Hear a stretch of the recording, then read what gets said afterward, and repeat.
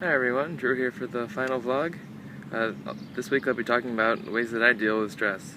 I think, well, in my experience, the best way of dealing with stress is to break whatever you have into small bite-sized chunks.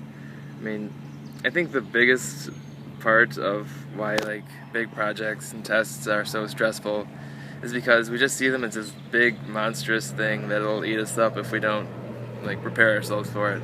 And I've found that just breaking it up into the tiniest little pieces that you can and doing it bit by bit is a lot easier to do than to just try to take it all in at once.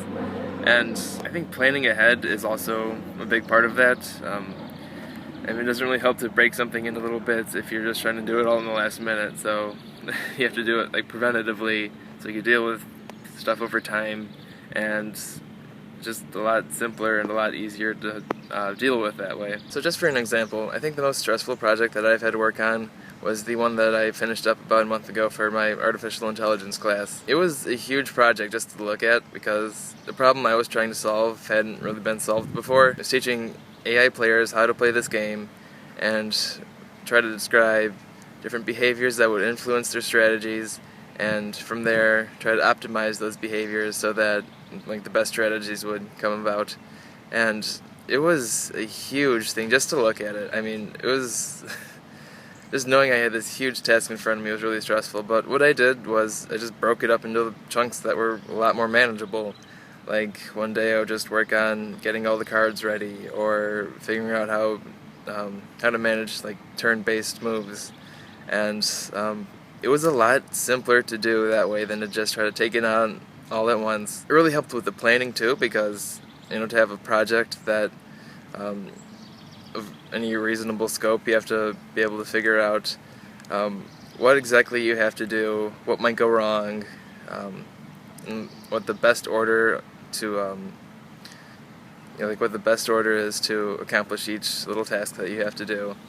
And just by breaking it up into small pieces, it makes it a lot more manageable, and spreading it out over time means that I've did better quality work, less bugs to sift through than just having to jot down 1,000 lines of code and figure out what goes wrong, because there's a lot that go wrong in that much code. Yeah, so I guess just splitting it up into tiny chunks and spreading it over time is the best method that I've found so far to deal with stress. But I guess the one caveat with this little technique is that it can't really be done last minute.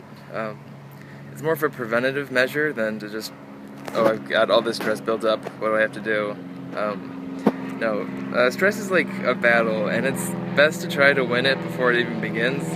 And just saving everything up into the last minute might be fun, but in the long run, you're not doing yourself any favors.